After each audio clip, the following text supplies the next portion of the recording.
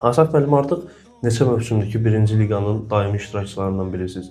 Qarşılaşdığınız əsas problemlər nələrdir? Ee,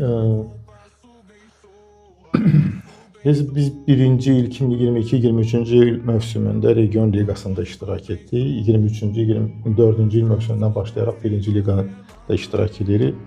Ən böyük problemlərdən biri əlbəttə ki, kadr məsələləridir. Çünki indi idarə heyətidir, inzibati heyətdir, yəni icra orqanı. Onu təkmilləşdirmək infrastruktura aid olan bir məsələdir.